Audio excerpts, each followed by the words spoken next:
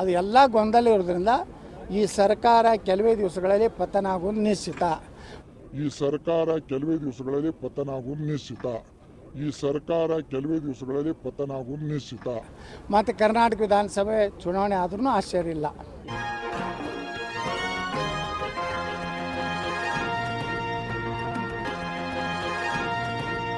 ಆರೋಪ ಮಾಡ್ತಾ ಇರೋ ಕಾಂಗ್ರೆಸ್ ಅಲ್ಲಿ ಒಳಬೇಗುದಿ ಸ್ಫೋಟಗೊಳ್ತಾ ಇದೆ. ನೋಡಿ, ಇದು ಹೋದ ವರ್ಷನೇ ದುಬೈಗೆ ಹೋಗುವಂಥ ಕಾರ್ಯಕ್ರಮ ಇತ್ತು. ಬೆಳಗಾವಿ ಶಾಸಕರಲ್ಲ, ನೇರವಾಗಿ ಹೇಳ್ಬೇಕಂದ್ರೆ ಸತೀಶ್ ಜಾರಕಿಹೊಳಿಯವರ ಬೆಂಬಲಿಗರು. ಯಾಕಂದರೆ ಸತೀಶ್ ಜಾರಕಿಹೊಳಿ ಮತ್ತು ಸಿದ್ದರಾಮಯ್ಯ ಎಲ್ಲ ಒಂದೇ ಇದ್ದಾರೆ. ಅದು ಸಿದ್ದರಾಮಯ್ಯನವರ ನಿರ್ದೇಶನದಂತೆಯೇ ಎಲ್ಲ ನಡೆದಿರ್ತದೆ. ಒಟ್ಟಾರೆ ಕಾಂಗ್ರೆಸ್ನಲ್ಲಿ ಗುಂಪು ರಾಜಕೀಯ. ರಾಷ್ಟ್ರೀಯ ಅಧ್ಯಕ್ಷರು ಎಚ್ಚರಿಕೆ ಕೊಟ್ಟರು ಸಹ ಕೇರ್ ಮಾಡ್ತಾ ಇಲ್ಲ ಅಂದರೆ ಅಷ್ಟು ಅಸಮಾಧಾನ ಹೊಗೆ ಇದೆ ಅಂತ ಅರ್ಥ. ಅದಕ್ಕೆ ಇವತ್ತು ಈ ಒಂದು ಏನು ಬಡದಾಟ ನಡೆದಿದೆ, ಇವತ್ತು ನಮ್ಮ ಪಕ್ಷದಲ್ಲಿಯೂ ಸಹ ಅನೇಕರು ನಮ್ಮನ್ನು ಅಪ್ರೋಚ್ ಮಾಡಿದ್ರು ಕಾಂಗ್ರೆಸ್ಸವರು.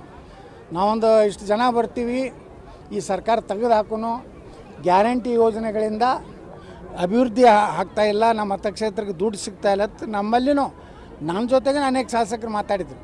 ನಾವು ನಿರ್ಣಯ ಮಾಡಿದ್ವಿ, ಇಂಥ ಅವ್ರನ್ನ 45 ತೋಡ್ಕೊಂಡು ಮತ್ತೆ ಅದನ್ನೇ ಹೊಲಸು ಕೆಲಸ ಮಾಡೋದು ಬೇಡ. ಅವ್ರು ಎಷ್ಟು ದಿವಸ ಅಧಿಕಾರ ಮಾಡ್ತಾರೆ ಮಾಡಲಿ, ಇನ್ನು ಜನ 5 ವರ್ಷ ಅವ್ರಿಗೆ ಆಶೀರ್ವಾದ ಮಾಡ್ಯಾರ, ನಾವು ತೊಂದರೆ ಮಾಡಬಾರ್ದು ಅಂತೇಳಿ ಯಾವುದೇ ಆಪ್ರೇಷನ್ ನಾವು ಮಾಡಲಿಕ್ಕೆ ಮುಂದೆ ಬರಲಿಲ್ಲ. ಈಗ ಅವ್ರವ್ರ ಒಳಗೇ ಈ ಒಂದು ಏನು 5 ವರ್ಷದಲ್ಲಿ ಅರ್ಧ ಅವಧಿ ಯಾರು ಸಿದ್ದರಾಮಯ್ಯನವರು, ಅರ್ಧ ಅವಧಿ ಡಿ ಕೆ ಶಿವಕುಮಾರ್ ಹೇಳಿದ್ದಾರೆ. ಅದು ಕೆಲವು ಮಂದಿ ಒಪ್ಪಂದ ಆಗಿಲ್ಲತ್ತಾರೆ, ಒಪ್ಪಂದ ಆಗಿದೆ ಅಂತಾರೆ. ಅದು ಎಲ್ಲ ಗೊಂದಲ ಇರೋದ್ರಿಂದ ಈ ಸರ್ಕಾರ ಕೆಲವೇ ದಿವಸಗಳಲ್ಲಿ ಪತನ ಆಗೋದು ನಿಶ್ಚಿತ. ಮತ್ತು ಕರ್ನಾಟಕ ವಿಧಾನಸಭೆ ಚುನಾವಣೆ ಆದ್ರೂ ಆಶ್ಚರ್ಯ ಇಲ್ಲ. ಈಗ ಯಾವ ಶಾಸಕ